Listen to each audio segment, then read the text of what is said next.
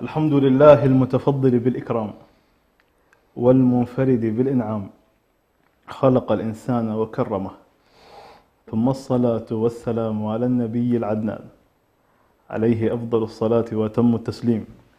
أهلا وسهلا بكم مشاهدينا الكرام في برنامجكم الأسبوعي فاسألوا أهل الذكر مع الشيخ والدكتور حسن سلمان. حياكم الله شيخنا وأهلا وسهلا بكم. أهلا وسهلا ومرحبا.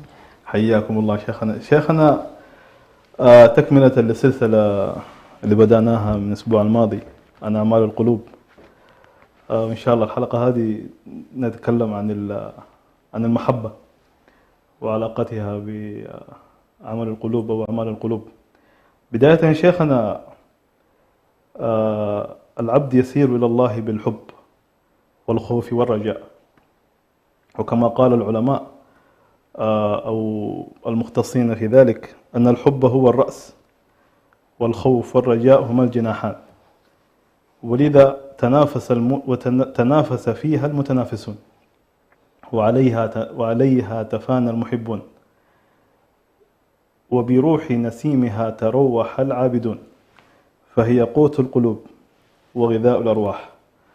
بداية شيخنا أتكلم عن تعريف المحبة. ما هي المحبة؟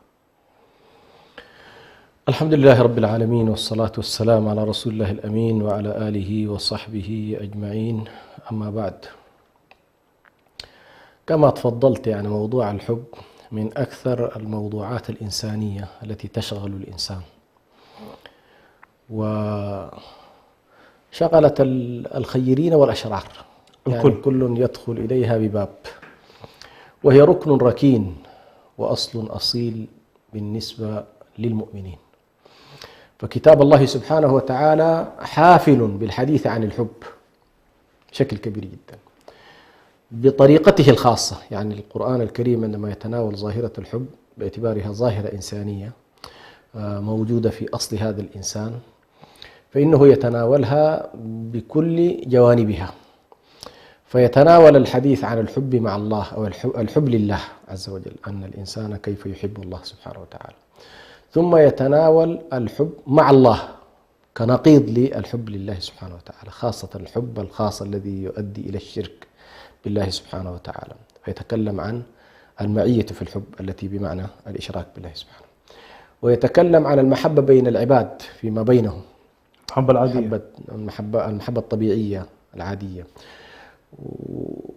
أو محبة الإلف والود كالمتشاركين في الزراعة، في الصناعة، في كذا وغيرها. محبة الشفقة والعطف والحنان كالتي تلك للوالدين مثلا على أبنائهم. على كل المحبة الطبيعية كمحبة الإنسان للأكل والشراب والجنس، هذه محبة طبيعية لا تتعلق بها. فعلى كل تجد الشريعة حافلة بهذا المفهوم، هذا المفهوم، مفهوم الحب، ستجده حافل في الشريعة الإسلامية وشامل، فيه الشق الإيجابي وفيه الشق كذلك السلبي. وهو بهذه الضخامة وهو بهذا الحشد الذي نتكلم عنه، ستلاحظ بأن التعريف قد يكون من أعقد التعريفات أن نعرف الحب. ولذلك قال بعضهم ممن صعب عليه تحديد وملامسة الحب ونظر إلى التعريفات، قال كل الذين تحدثوا عن تعريف الحب هم تحدثوا عن آثاره وثماره ونواتجه وتجلياته، لكن لم يتكلموا عن جوهره. فقالوا جوهر الحب أن نقول هو الحب. كل إنسان يستطيع أن يعرف جوهره بغض النظر عن أن نعرفه له بالشيء الفلاني. يعني كما أن الإنسان عندما يعطش يعرف أنه عطشان، وعندما يجوع يعرف أنه. لكن إيش هو العطش مثلا، أو إيش هو الحب؟ لو قلت له يعني فستلاحظ بأنه سيعرفه بشيء خارج عنه.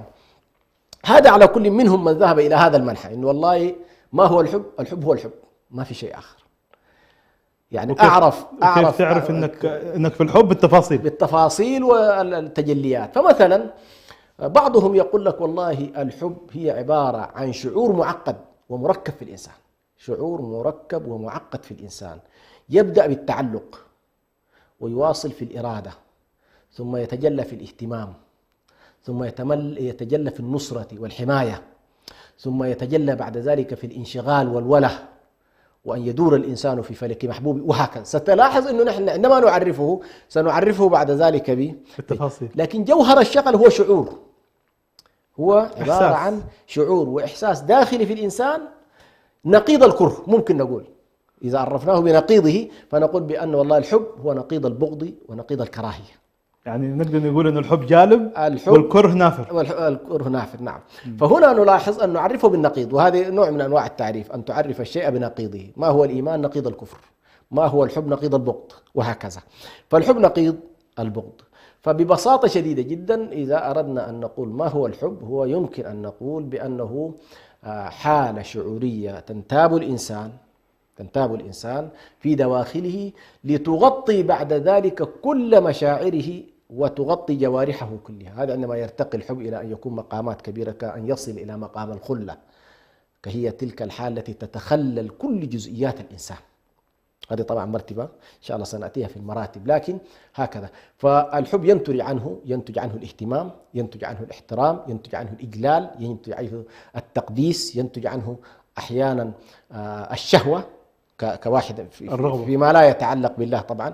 فلا يقال مثلا فيما يتعلق بحب الله ضمن المراتب ستأتينا مرتبة العشق، ما نقول والله يعشق الإنسان يعشق الرجل المرأة، تعشق المرأة الرجل. هنا يكون الحب مصحوبا بالشهوة. فهنا لا يوصف بها العلاقة بين الله وعباده، لكن هو نمط من أنماط. فالحب تتجلى في بعض تجلياته الشهوة يكون فيها. فمن لا يحب لن تتجلى فيه شهوة الغريزة. لماذا؟ لأن هذه رغبة، والرغبة تتولد عن الحب. ده باختصار يعني أردنا أن نعرف الحب. بارك الله فيك شيخنا. طيب شيخنا، في الجزئية الثانية خلينا نربط شيخنا بين المحبة وبين أعمال القلوب. إيش الربط بينهم؟ المقولة اللي ذكرتها في البداية، السلف رضوان الله عليهم لما قالوا بأن الإنسان يطير، هو قالوا كالطائر في سيره إلى الله، كالطائر في سيره إلى الله. رأس هذا الطائر الحب، وجناحا الطائر هم الخوف والرجاء. ستلاحظ بأن هي الثلاثة كلها أعمال قلوب. المحبة عمل قلبي، والخوف عمل قلبي، والرجاء عمل عمل قلبي. لكن رأس هذا الأمر هو المحبة. هو المحبة. والمحبة لو ما كانت مهمة ما كانوا وصفوها بالرأس. أحسن. وبالتالي يعني موضوع المحبة لأنها جوهر قضايا الإيمان وقضايا السير إلى الله سبحانه وتعالى وقضايا التعبد، لأن العبودية لله أساس هذه العبودية أن الإنسان يحب الله. فقالوا كمال الحب مع كمال الخضوع، كمال الحب مع كمال الخضوع. لما جو يعرف العبودية اعتبروا أنه والله الركن الأساسي فيها المحبة. فالذي لا تحبه لا تعبده. ما في واحد يمكن أن نقول فلان يعبد فلان وهو كيف أتبع حاجة وأنا ما أحبها. نعم. أو تتعلق بشيء وأنت لا تحبه. فهنا نلاحظ بأن الحب عمل قلبي. الحب عمل قلبي. بالنسبة لله سبحانه وتعالى عندما نقول حب الله جل جلاله من أعمال القلوب، يستتبع ذلك إجلاله وتقديسه وتعظيمه وتكبيره أن الله نكبره جل جلاله، وبالتالي عظمة الشعور بعظمة الله سبحانه وتعالى، كل ذلك من تجليات حبنا لله سبحانه وتعالى. فإذا أحببنا الله عظمناه، وإذا أحببنا الله سعينا في رضاه، وإذا أحببنا الله حارصنا على أن لا نخالف أمره سبحانه وتعالى، سوينا كل شيء يبغاه. وإذا أحببنا الله جعلنا الشوق إلى لقائه أمرا بالنسبة لنا أمرا محببا. فستلاحظ بأن هذا الحب عندما يسيطر على القلوب ينتج أعمالا ينتج أعمالا محبة لله، الأعمال نفسها، لأنه لا يمكن، يعني كما قال الشاعر قال تعصي الإله وأنت تظهر حبه، هذا لعمري في القياس بديع، إن كان حبك صادقا لأطعته، إن المحب لمن يحب مطيع. فإذا القلب المحب ينتج الطاعة، القلب المحب ينتج الطاعة، والقلب الذي يخلو من محبة الله لا ينتج الطاعة بقدر ما ينتج المعصية والابعاد، وينتج البعد عن الله، وينتج التمرد على الله سبحانه وتعالى. وبالتالي ستلاحظ كل المؤمنين يحبون الله، كل المؤمنين يحبون الله باتفاق. والكافرين يمكن أن نقول يكرهون أو يبغضون الله سبحانه وتعالى. هنا أتكلم عن الحب الشرعي الذي الحب المعتمد عند الله، وهنالك نوع من أنواع الحب ليس معتمد عند الله سبحانه. أن تحب الله وتحب معه المشركين، أو تحب الله وتجعل له شريكا فتحبه وتحب الشريك، هذا ليس حبا معتبرا عند الله سبحانه وتعالى. كما قال الله سبحانه وتعالى الذين آمنوا أشد حبا لله، أشد حبا لله، والذين كفروا. تكلم الله سبحانه وتعالى في سورة البقرة على كل عن موضوع حب الله عز وجل، وأن المؤمنين يحبونه أكثر مما يحبون غيره، ثم ذكر قال والذين آمنوا أشد حبا لله، الذين كفروا يحبون نسيتها على كل. فهنا نلاحظ بأن المحبة تنتج لنا طاعة وتنتج لنا عملا صالحا، والكفر لا ينتج لنا ذلك. وبالتالي هذه مسألة لها على كل أهمية كبيرة جدا فيما يتعلق بالحب والكره. تمام شيخنا، بارك الله فيك. والله شيخنا حديث شيق جدا. الله يكرمك. طيب نتعمق قليلا شيخنا في موضوع المحبة ونتكلم. بس هنا عذرا، هنا قبل أن نتجاوزها، هنا أنا ذكرت بأن والله كل المؤمنين يحبون الله. قد يسأل سائل هل المعاصي والذنوب التي تصيب بعض أهل الإيمان، يعني واحد يقول لك أنا مؤمن وأنا أشهد أن لا إله إلا الله وأن محمد رسول الله، ومع ذلك تجده يعصي الله، هل هذا يناقض المحبة أم لا يناقض المحبة؟ وهذه مسألة مهمة جدا. أنا كثير من الناس يقول لك يا أخي فلان هذا يعني مبتلى بالذنوب، مبتلى بالمعاصي، لكن في نفس الوقت سبحان الله يمكن أن نشهد له بأن والله فلان هذا يحب الله ورسوله. كيف يجتمع هذا الأمر؟ العارفون بالله سبحانه وتعالى واللي يهتمون بهذه القضايا، قضايا القلوب، وتعمقوا فيها، قالوا بأن المعاصي ليس الكفر فقط، الكفر هذا قد ينقض أصل الحب، أصل العقيدة كلها، والشرك ينقض أصل الحب. لكن المعاصي قالوا تتنافى مع كمال الحب، لكنها لا تتنافى مع أصله. إيش الدليل على هذا؟ إيش الدليل؟ النبي صلى الله عليه وسلم بينما هو في واحدة من الغزوات أتي إليه بأحد الصحابة رضوان الله عليهم اسمه حمار، وكان يشرب الخمر، فجلب إلى النبي صلى الله عليه وسلم ذات يوم وقد شرب الخمر، فجلده النبي صلى الله عليه وسلم، فقال أحد الصحابة رضوان الله عليه قال لعنه الله ما أكثر ما يؤتى به، ما أكثر يعني سكير يشرب كثير. ماذا قال النبي صلى الله عليه وسلم عليه الصلاة والسلام؟ قال لا تلعنه فوالله لا أعلم إلا أنه يحب الله ورسوله. هذا السكير يحب الله ورسوله. نعم. فالنبي صلى الله عليه وسلم يشهد مع المعصية أصل المحبة لهذا الرجل موجودة، لكنه يعصي الله ويعصي رسول الله. فهنا ما الذي حصل؟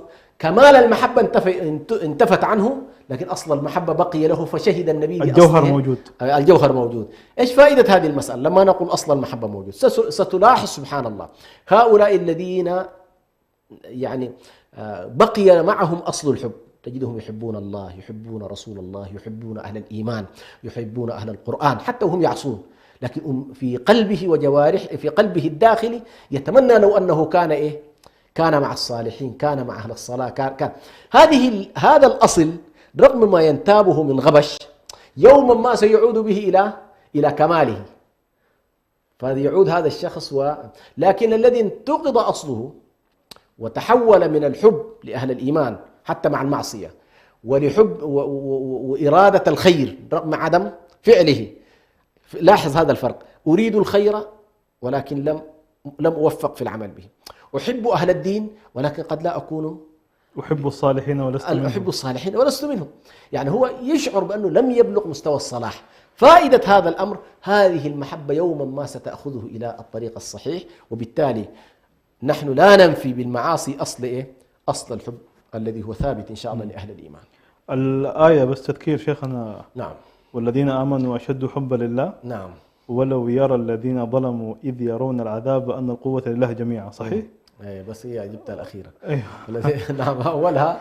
أيوه. ومن الناس من يتخذ أحسنت هذا اللي كنت ومن الناس من يتخذ من دون الله أندادا يحبونهم كحب الله.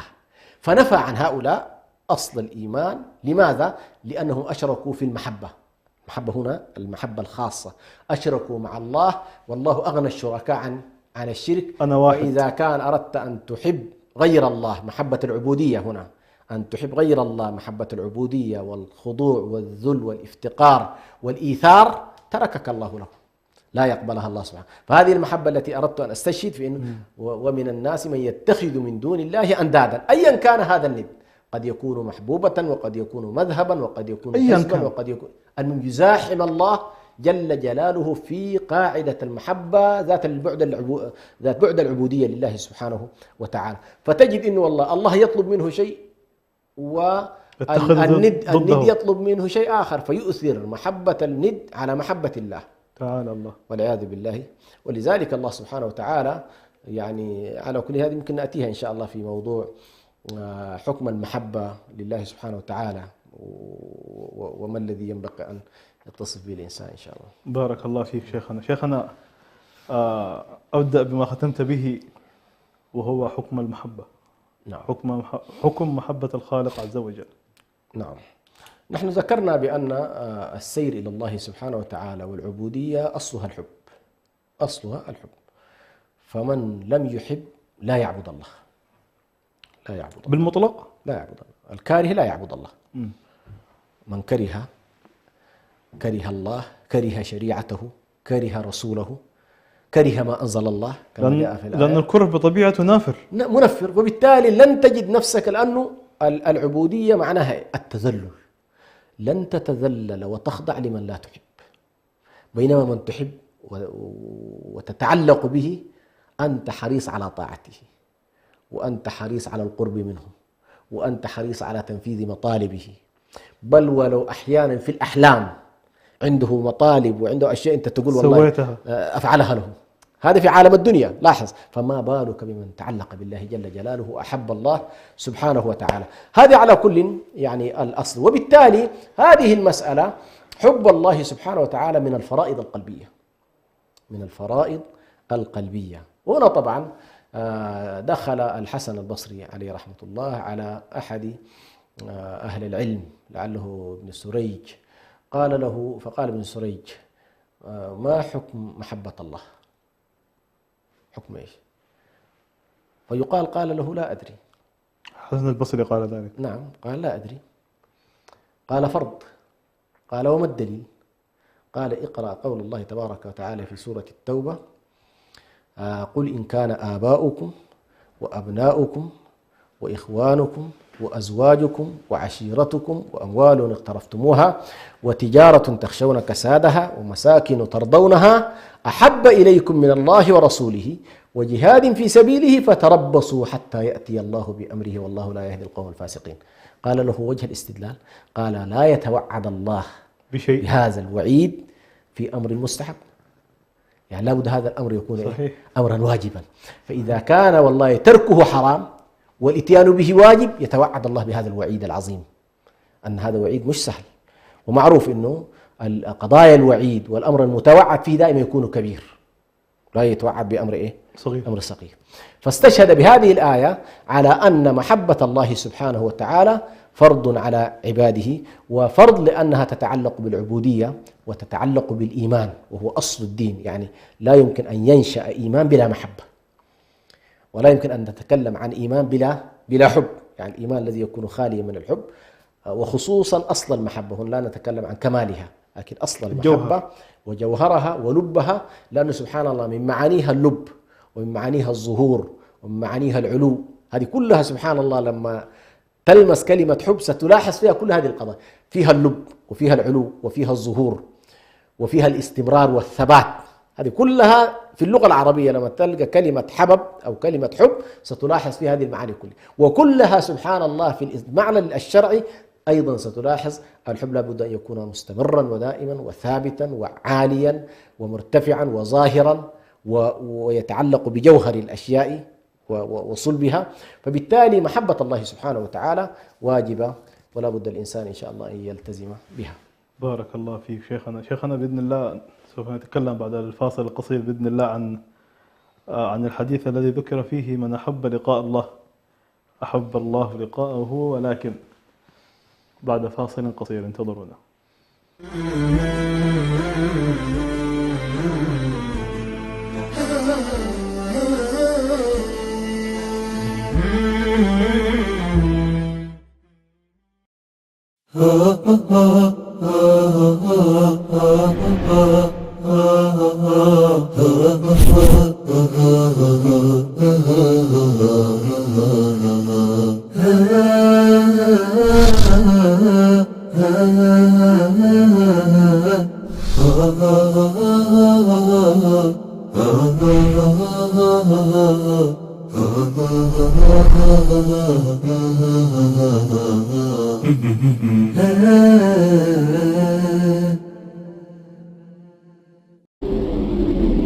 أعزائنا المشاهدين، يمكنكم الآن متابعة بث قناة سلام الفضائية عبر قمر سهيل سات على الترددات التالية: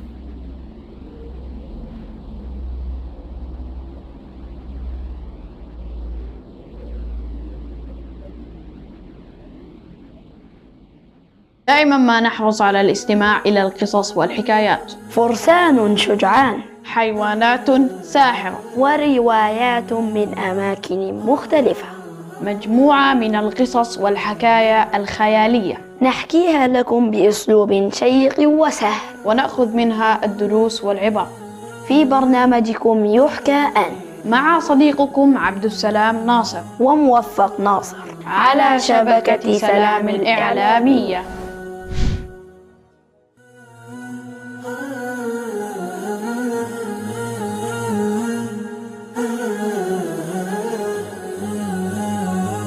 يا معاشر المؤمنين، التوجيه النبوي لكم أنتم أيها الشعوب المعنيون بهذا.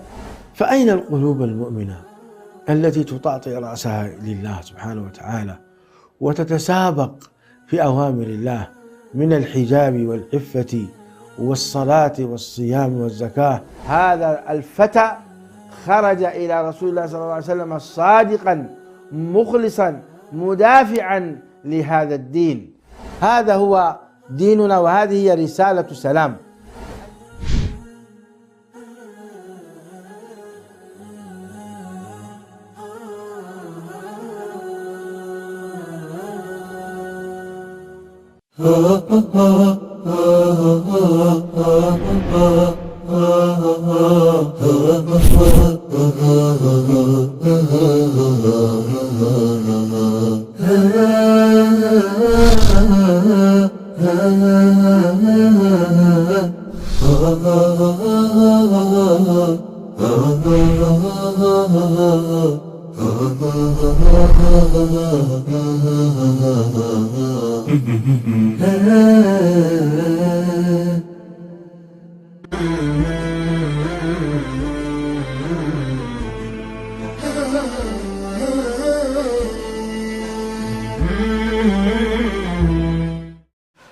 نجدد الترحيب بكم مشاهدينا الكرام، أهلا وسهلا بكم من جديد ونجدد الترحيب أيضا بشيخنا ومربينا ودكتورنا الشيخ حسن سلمان. حياك الله شيخنا. مرحبا. شيخنا نستكمل الحديث عن المحبة في الحديث الذي ذكرناه قبل الفاصل عن من أحب لقاء الله. من أحب لقاء الله أحب الله لقاءه. خلينا نتكلم شيخنا عن بداية عن مشروعية تمني الموت، بعد ذلك نتكلم عن ما معنى الحديث. نعم. قبل ما نجي إلى تمني الموت خلينا نتكلم عن اللقاء. أحب الله لقاءه. هل سنلقى الله؟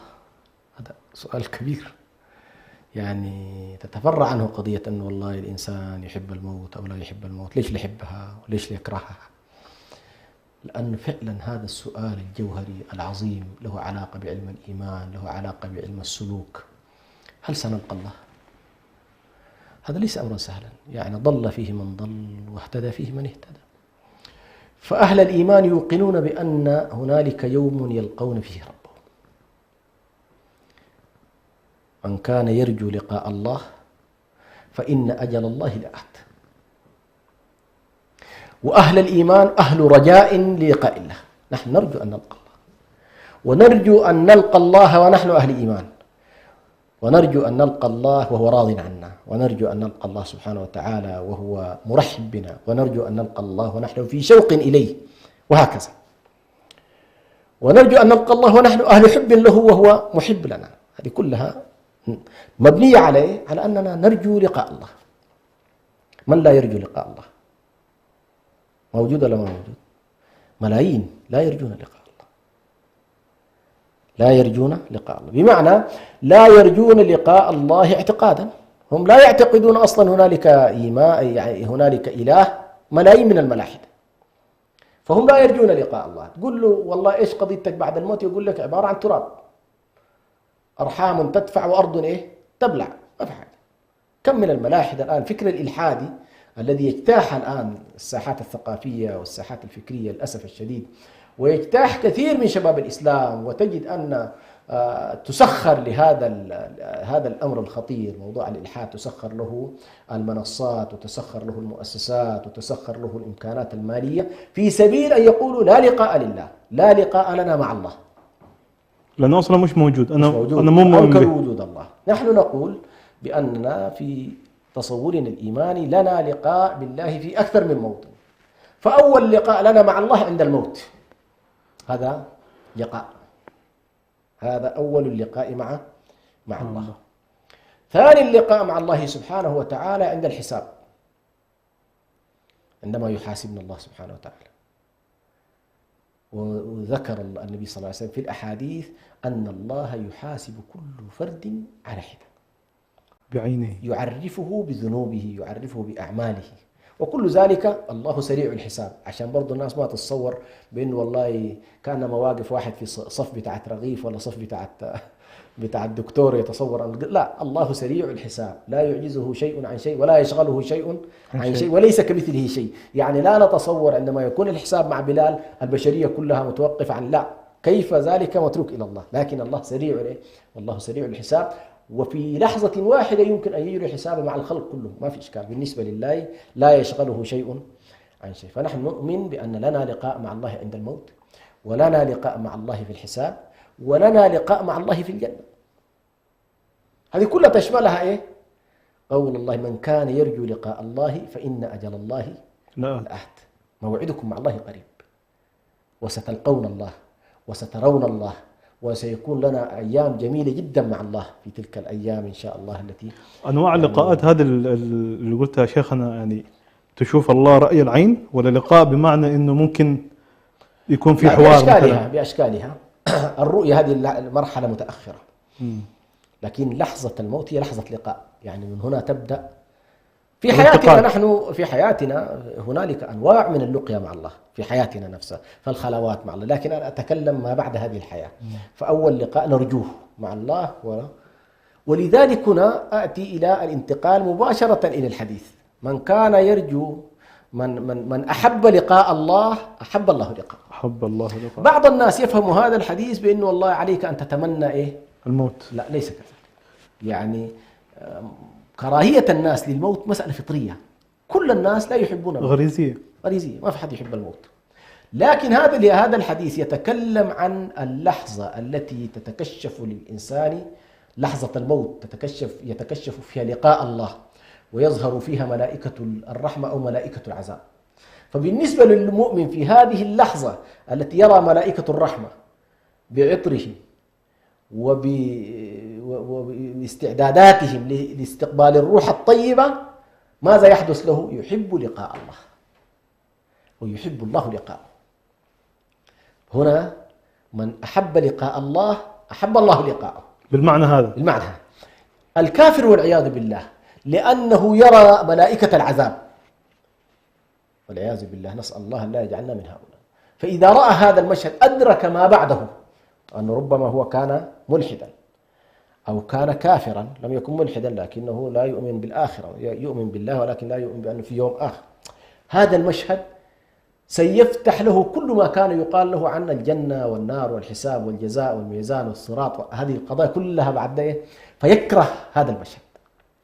فمن كره لقاء الله في هذه اللحظة كره الله لقاءه، أنه فعلا لا يستقبل ولا يرحب به ولا تفتح لهم أبواب السماء وإلى آخر ما ورد من نصوص شرعية فيها. فبهذا الاعتبار ليس المقصود من هذا الحديث أن يتمنى المؤمنون الموت، لأن النبي صلى الله عليه وسلم في حديث آخر قال لا تتمنوا لقاء العدو، أن لقاء العدو فيه أيضا الموت. فما أمرك الشارع أن تتمنى لقاء العدو ولا أمرك أن تتمنى الموت، ولكن النبي يخبر عن لحظة من اللحظات الفارقة في حياة الإنسان، وهي لحظة الكشف الذي يخرج فيه الإنسان من عالم الدنيا عالم الشهادة إلى عالم إلى عالم الغيب والمرحلة البرزخية، فيرى فيها ملائكة العذاب أو ملائكة الرحمة بحسب حاله، فيكون محبا للقاء الله أو مبغضا للقاء الله. ما بعدها كلها ستترتب على هذه اللحظة. أحب لقاء الله سيظل حب لقاء الله إلى أن يكون لقاء الجمعة الذي يلتقي فيه أهل الجنة جميعا بربهم، ويظهر فيها طبعا يعني تلك اللحظة التي يقول الله سبحانه وتعالى لأهل الجنة يعني أطعمتكم وسقيتكم وكذا وكذا، يسألهم عن المزيد، فقالوا يا رب وماذا نفعل؟ أطعمتنا وسقيتنا وأويتنا وكذا وكذا، فما نحتاج شيء. قال هنالك ما هو أجمل وأفضل وأحسن من كل ذلك، فيرفع الله أو فيكشف الله الحجاب الذي بيننا وبينه، فيرون الله، فيرى المؤمنون ربهم جل جلاله. هذه اللحظة التي يقول الله سبحانه وتعالى فيها للذين أحسنوا الحسنى وزيادة. هذه الزيادة أحسن من الحسنى. لو قيل لهم أي شيء أحب إليكم أن تبقون على الرؤيا وتنقطع عنكم نعيم الجنة، أو والله تبقون بنعيم الجنة لا ترون، يقولون نريد الرؤيا فقط. هذه الزيادة هذه أهم من الأصل، الكافية الشاملة، هذه تكفي كل شيء بالنسبة لأهل الروح وأهل العرفان بالله سبحانه وتعالى. لا شيء يعدل هذه اللحظة، فبالتالي ستستمر هذه اللحظة. نرجو لقاء الله، نرجو لقاء الله بالفرحة في لحظة الموت، نرجو لقاء الله بالتيسير لحظة الحساب، نرجو لقاء الله بدخول الجنة أن ييسر الله لنا دخولها، نرجو لقاء الله بالزيادة التي يختم لنا بها سبحانه وكل ذلك تحت قوله من كان يرجو لقاء الله فإن أجل الله لآت. اللهم اجعلنا منهم. شيخنا ننتقل شيخنا إلى مراتب المحبة. بعد التفصيل هذا كله يعني لازم يكون في ترتيب المحبة ومراتب المحبة ودرجات المحبة، حدثنا عن ذلك. طبعا موضوع المراتب هذا شغل الناس كثيرا، شغل أهل المعرفة والتصوف والسلوك، وشغل أهل العشق والغرام والحب والصبابة، شغل الشعراء، شغل الأدباء، شغل كذلك علماء النفس، ما الذي يعني في أي المراتب يكون هذا النوع من الحب إلى غير ذلك. لكن خلينا نقول هي مجموعة مراتب، منهم من أوصلها كالإمام ابن القيم عليه رحمة الله إلى 10 مراتب، ويمكن أن تختزل بحيث والله بعض المراتب تدمجها في بعض حتى يسهل عليك التعريف. لكن هنالك مرتبة نقطة بداية، وهنالك مرتبة هي نقطة نقطة النهاية. طيب، ما هي نقطة البداية؟ نقطة البداية التعلق. لا حب بلا تعلق. لا حب بلا تعلق. يعني أول نقطة، أي شاب بمجرد أن يلقى فتاة يعجب بها، النظرة الأولى، وهذا الإعجاب يولد عنده المرتبة الأولى وهو التعلق. التعلق وهو أن قلبه مال إليها أو تعلق بها، أو وجد علاقة بين الطرفين، وجدت هذه العلاقة. هذه المرتبة الأولى. هذه المرتبة الأولى قد يتقدم بها الإنسان ويذهب إلى الأمام ويمشي، وقد يقف عندها. منتهى ما يمكن أن يصل إليه الإنسان في الدرجات الأولى إيه؟ التعلق.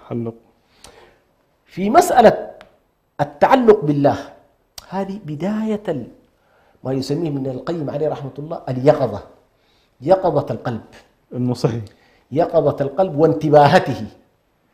وانتباهته في تعريف النعم والتعرف على أسماء الله سبحانه وتعالى وصفاته وعظيم قدره. هذه البداية التي تجعل القلب يقظا ويبدأ التعلق بالله. هذه النقطة. يتدرج في مراتب المحبة إلى أن يصل مرتبة الخلة. الخلة بالنسبة للبشرية مشهود بها اثنين: إبراهيم عليه السلام خليل الرحمن، ومحمد عليه الصلاة والسلام. هؤلاء طبعا بلغوا المرتبة العليا في الحب. فإبراهيم خليل الرحمن، ومحمد كذلك عليه الصلاة والسلام خليل الرحمن جل جلاله. إيش الخلة؟ الخلة هو من التخلل. بمعنى لما أقول لك والله تسرب الماء وتخلل بين أضلعه وأحاسيسه ومشاعره يعني ما ترك ذرة من ذرات جسده إلا ودخله دخله الحب. 1 زائد 1 يساوي 1 تماما. يعني بلغ عنده مرتبة لا توجد منطقة من المناطق فيها فراغات، ممتلئة بالحب. هذا هو النبي صلى الله عليه وسلم وإبراهيم عليه السلام. هذه المرتبة الأقصى القصوى. طيب، ما بين العلاقة وما بين الخلة بلا شك هنالك هنالك مراتب. فهنالك مثلا مرتبة الإرادة. يعني بعد التعلق تأتي مرتبة مرتبة الإرادة. ومرتبة الإرادة فيها نوع من القصد ونوع من التعلق الزائد الذي يكون فيه ميل للقلب، ميل شديد. فهذه مرتبة ثانية. المرتبة الثالثة هي مرتبة الصبابة. مرتبة الصبابة بمعنى الإنسان لا يتملك أو لا يستطيع التملك في قلبه في الميل نحو الآخر. في المرتبة بتاعت التعلق ومرتبة الإرادة عندك القدرة أن تضبط نفسك. في مرتبة الصبابة ليس لك القدرة، فأنت تجد نفسك مندفعا إلى من أحببت اندفاعا. خرجت من الإرادة، خرجت من دائرة الإرادة، يعني دائرة الضبط والسيطرة كما نقول نحن، خرجت منها، الكنترول. ثم إذا كان والله زدت في الصبابة ستدخل في مرحلة الغرام اللي يعيشها طبعا كثير من الشباب الذين يدخلون في هذه مرتبة الغرام. الغرام هنا الغريم، فلان غريمك، أنا أقول لك فلان غريمك، يعني أنت مطالب له بأشياء، فأنت ملازمه إلى أن يقضي لك دينك أو يقضي لك حاجتك، فأنت فلان غريمك. فالغرام هنا هو من الملازمة، فهذا الشخص لازم حب هذا الإنسان حتى ما عاد يفارقه. هذه مرتبة الغرام. تزداد المحبة بعد ذلك ليصل الإنسان إلى مرتبة العشق. العشق هنا طبعا لا يوصف بها ما ذكرنا، لا نقول بأن والله عشقت النبي أو عشقت الله، لا، هذه الألفاظ لا تطلق على الله سبحانه وتعالى ولا على رسوله صلى الله عليه وسلم. وقبل العشق طبعا عندنا ممكن نقول قضية المودة في أيضا الود أو الوداد، صفو الوداد. فإذا صح الود منك فالكل هين. فهنا صفو الوداد أي الحب الخالص، حب الخالص الذي لا تشوبه شائبة. على كل، موضوع العشق مصحوب بشهوة. مجرد أن الشخص دخل في العشق هنا بدأ يفكر في قضية الجانب الشهواني في الحب. وهذا غالبا يكون بين المرأة والرجل. إذا دخلوا في هذه المرحلة فإنما التفكير كله منصب في الغريزة، الجانب الغريزة. بعد العشق أيضا هنالك مراتب، مثل قضية الهيام، يكون أو المتيم أو الشغوف والمتيم. هذه أيضا مراتب.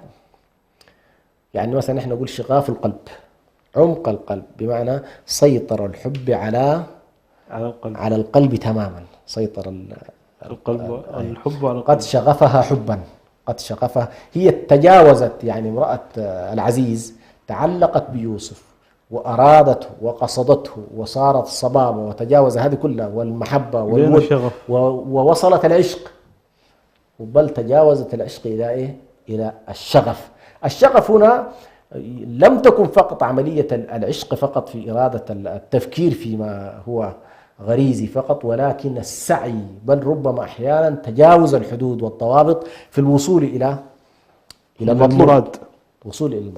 فهذه كلها على كل من المراتب. أخيرا على كل من أو ما قبل الأخير، ما قبل الخلة، هي مرحلة التعبد. لاحظ الآن نحن نتكلم عن مراتب الحب، وكنا نقول بأن الحب أساس التعبد، مش كده؟ فمن لم يحب لا يكون عبدا لله.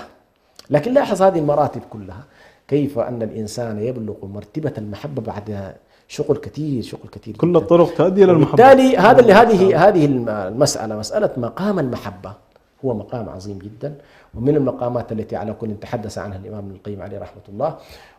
وفيها حقيقة كثير من العلوم، يعني فيها علوم عميقة جدا فيما يتعلق به.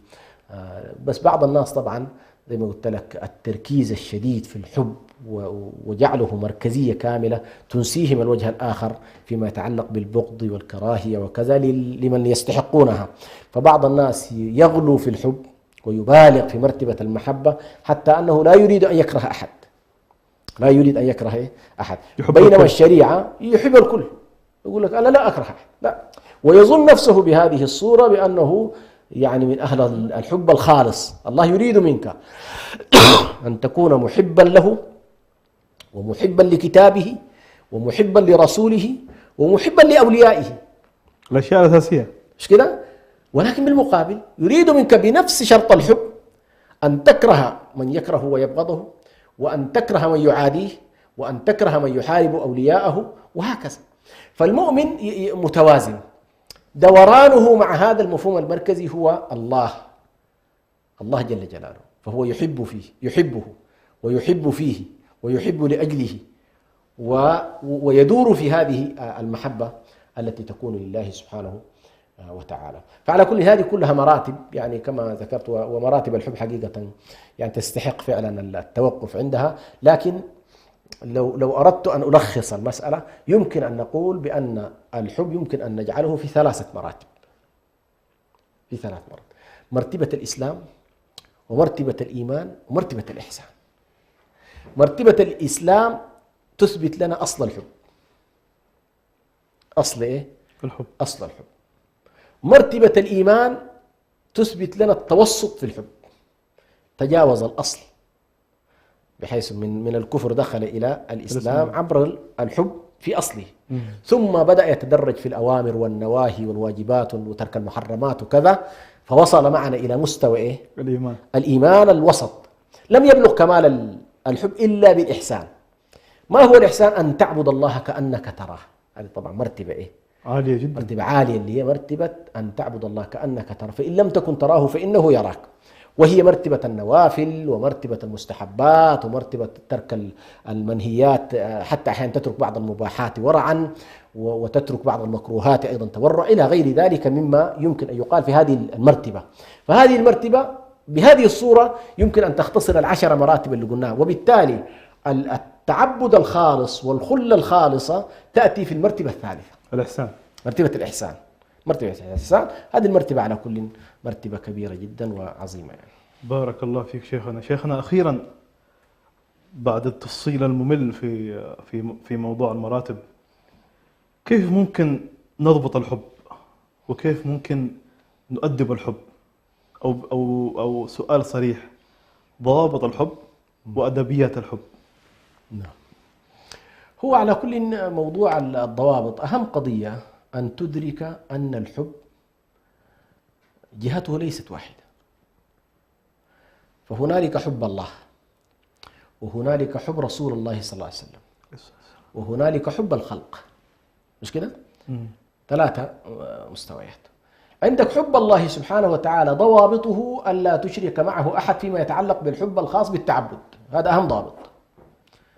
والذين آمنوا أشد حبا ليه؟ أشد حبا لله. فهذا أهم ضابط، إنه والله لا تشرك في حبك لله الحب الذي فيه جانب التعبد لله سبحانه وتعالى. وهذا من أنواع الشرك ال4 الذي تكلم فيه يعني من ذكر التوحيد قال وأقسام الشرك بالله سبحانه وتعالى 1 منها الدعاء، 1 منها القصد، 1 منها الطاعة، 1 منها الحب. الذين يشركوا بالله في هذه ال4، إما أن يشركون في الله محبة، إما أن يشركون مع الله دعاء، إما أن يشركون مع الله قصدا، إما أن يشركون مع الله طاعة. ستلاحظ أن الذين أشركوا هذه الرباعية. فالضابط الأساسي في موضوع الحب بالنسبة حبنا لله سبحانه وتعالى أن يكون فيما يتعلق بحب العبودية الحب الخاص، أن يكون الله حبنا لله لا يدانيه شيء. فإذا وضعنا وخيرنا بين محاب الله ومحاب غيره قدمنا محبة الله سبحانه وتعالى. هذا ضابط أساسي فيما يتعلق أساس المحبة. أساسا فيما يتعلق حتى لا نطيل فيما يتعلق بحب النبي صلى الله عليه وسلم، جوهر وضابط حب النبي صلى الله عليه وسلم هو اتباعه عليه الصلاة والسلام. كما أننا نفرد الله بالتوحيد والعبادة، نفرد رسول الله صلى الله عليه وسلم بالاتباع. فالشخص المتبوع الذي أمرنا باتباعه وأمرنا بأن نسلك دربه وأمرنا بأن نقتدي به ونأتسي به عليه الصلاة والسلام، ونأتسي هو النبي عليه الصلاة والسلام. هنا لاحظ من التأدب في الحب مع النبي صلى الله عليه وسلم ألا تجعله ندا لله. هذه أهم ضابط وأدب، أن أتبع النبي صلى الله عليه وسلم بأنه هو الذي أمرني الله باتباعه، أمرني بطاعته، أمرني بأن أقتدي به. من الأدب معه عليه الصلاة والسلام أيضا أن لا يزاحمه في الاتباع أحد، لا من شيخ ولا من جماعة ولا من طريقة ولا من أحد، فما يزاحم النبي أحد في الاتباع، فهو وحده المتبع عليه الصلاة والسلام لأنه المعصوم عليه الصلاة والسلام.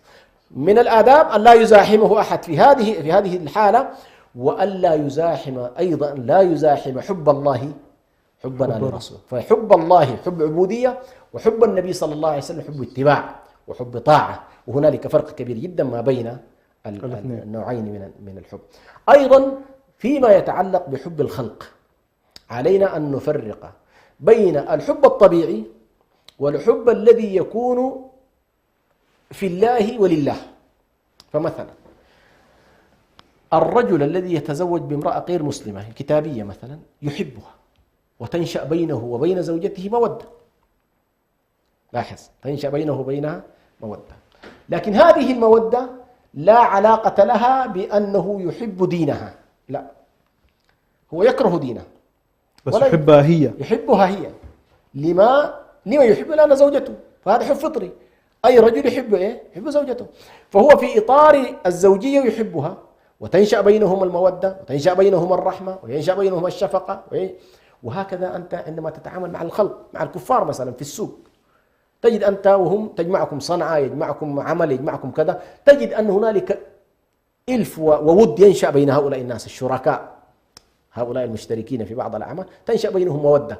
هذه المسألة لا علاقة لها بأفعالهم السيئة، لا تلازم بين أن أحب فلان وأني أكره دينه أو أكره أخلاقه. ولذلك مثلا لوط عليه السلام لما قال لقومه وإني لعملكم من القالين، أي أنه يكره أعمالهم، ففرق بين الذات والموضوع كما نقول، يقول مناطق يفرقون بين الذات والموضوع. فهو يقول لهم لا أكرهكم في ذاتكم، إنما أكره إيه؟ أكره أعمالكم. فنحن مثلا في الكافر نكره كفره، ونكره بعده عن الله، ونكره محاداته لله، ونكره محاداته لرسول الله، ونكره معاداته لشريعة الله، نكره هذه الأعمال. لكن في نفس الوقت قد تنشأ بيننا وبينه ود خاص وعلاقة خاصة ومحبة خاصة فيما يتعلق بإيه؟ بأمورنا الحياتية، هذه كلها أمور الدنيا. يعني مثلا أن يكون هنالك تاجر صادق، تاجر أمين، وهو ليس مسلم، فأنت تحب فيه إيه؟ الخصلة، تحب فيه الخصلة، تحب فيه الأمانة، تحب فيه تجده مثلا يرعى الجوار، تحب في هذه الصفة، لكنك في نفس الوقت تكره كفره وتكره بعده عن الله سبحانه وتعالى. فعلى كل هذه بعض الضوابط وبعض الآداب إن شاء الله التي تصلح لأن تجعل الأمر أكثر وضوحا. بارك الله فيك شيخنا ووفقك يا رب. ختاما، إلى هنا نكون قد وصلنا إلى نهاية هذه الحلقة. صراحة يعني حوار شيق وممتع جدا. الشكر لك شيخنا على التفصيل الممل في هذه الحلقة، والشكر للمشاهدين الكرام على حسن المتابعة. ختاما، وما الحب إلا الدعاء. دمتم سالمين.